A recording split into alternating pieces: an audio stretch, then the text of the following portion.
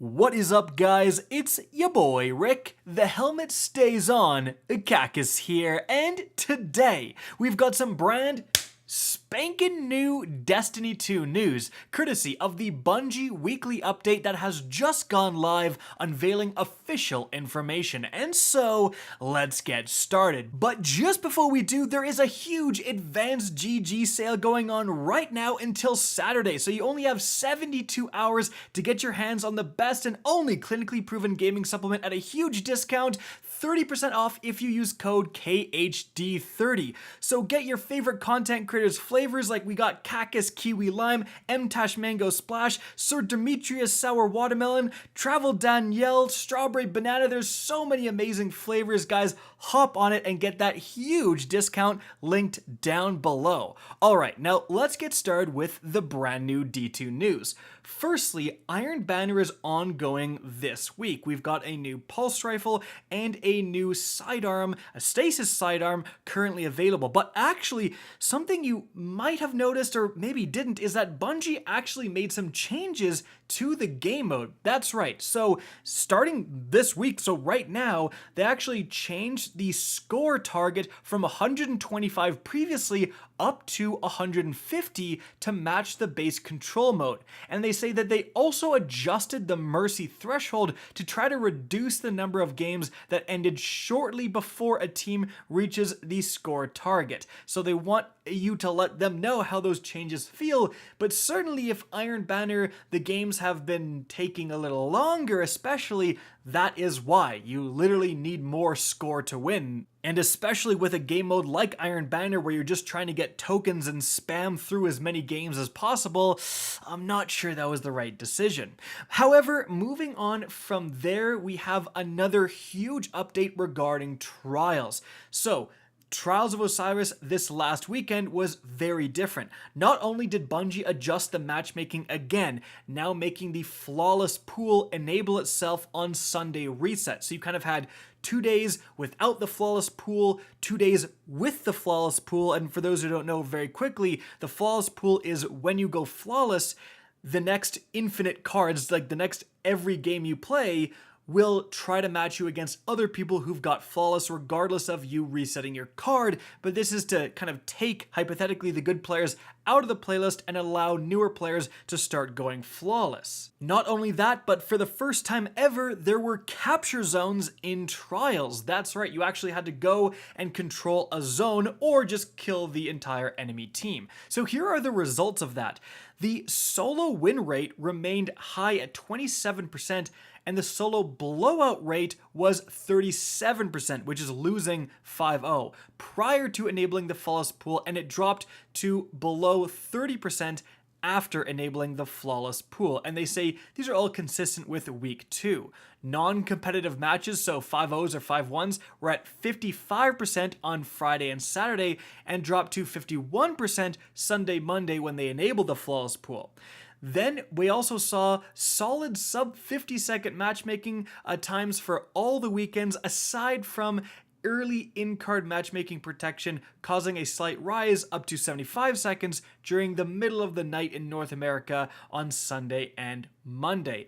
Overall, there was 667,000 players participating in last weekend's labs, which is what they call like they're trying out the capture mode. And that's down 33,000 from week 2. With 220,000 players going flawless, we had 100,000 fewer matches played overall, which is roughly the same average matches per player. Now, another interesting point of data, Bungie says the mid-range of skill, aka the average Crucible player, is actually playing 1.5 to 2 hours more trials on average. Meanwhile, the average hours played at the high end of the skill range has barely changed. So the hardcores are playing like normal, but the average player has actually stepped it up quite a bit in terms of how much they are playing. Of course, I would really like to know what Bungie is considering average, like what is that metric you're measuring? However, things weren't all good. A lot of players were complaining that Bungie turned on the flawless pool early and so on, but there actually was something to that.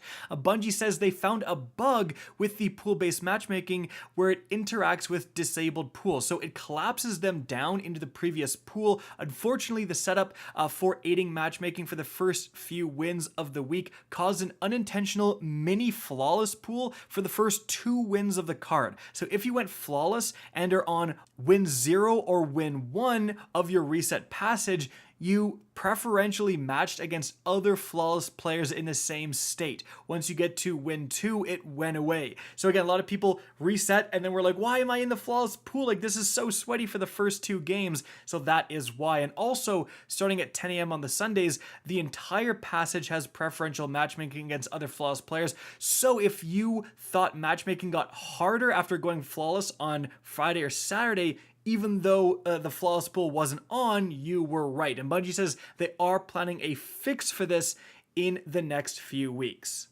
And the last piece of trials-related information that Bungie talked about is some potential updates to this new game mode with the capturing flags that they tried out. So here is kind of what they're talking about. I'll let you guys pause and read if you want to, but essentially one of the main complaints coming out of this weekend was the fact that the flag would move around the map and spawn closer to the team that lost. So if you would clutch a victory, you could expect the next round the enemy team to be set up and waiting for you to show up already on the flag, and a lot of people really didn't like that.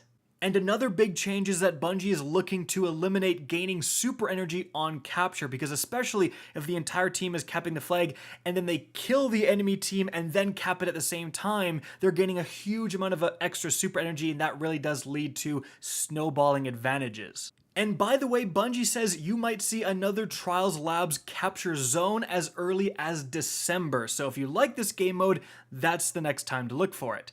Moving on from there, Bungie announced a diversity and inclusion club, and importantly, they're actually introducing a new pin, the Everyone Can Play pin, that's available in the Bungie store, with 100% of the profits going to the Able Gamers Foundation. So not only are you going to get this new pin, but there's also an exclusive in-game emblem associated with it as well, as you can see. This is going to be added to the store tomorrow, October 1st, so if you are a collector, be on the lookout for it. Moving on from there, we have the Threads of Light Destiny fashion competition, and they showcased a bunch of the winners. I'll let you guys look for yourselves. It is, of course, linked in the description of this video. But moving on from there, the last thing we need to talk about is Grandmaster Nightfalls. They are coming next reset on October 5th, and here's what you should look out for. First off, you will need to be 1345 power to participate in Grandmasters, but Bungie actually does say later in the season we're making some changes to Grandmasters and their accessibility. We mentioned these changes in a previous TWAB, and upon rereading, they realized that it looked like they were launching at the same time as Grandmasters, but no, they're coming later. Actually, they say in December. However, there is a very important update that certainly I wasn't expecting. So it involves the Grandmaster CatchUp node. This is something that Bungie talked about before, and essentially each Grandmaster Nightfall will become available if the fireteam leader has not completed the Gilding Triumph for that strike during the season. So when this node is available, you'll be able to select whatever Grandmaster strike you want. Potentially you can do all of them in one sitting and gild your title. Now everyone, including myself, assumed that this was launching at the start of the Grandmaster difficulty becoming available, but apparently it's not. In the most confusing wording ever, Bungie says the Grandmaster Catch-Up node will become available at the same time as Grandmaster difficulty is available, as long as you've completed the Conqueror title but not yet gilding it. And right after that they say Grandmasters will have already gone live by the same time this change comes later in the season, but the catch-up node will be available when Grandmasters first start in seasons going forward. So I actually did confirm with community manager Cosmo on Twitter that there will be no catch-up node on the start. So next week, with Reset, no catch-up node. That's going to be coming later in December, so you will just kind of be at the mercy of the weekly strike rotation when it comes to Grandmasters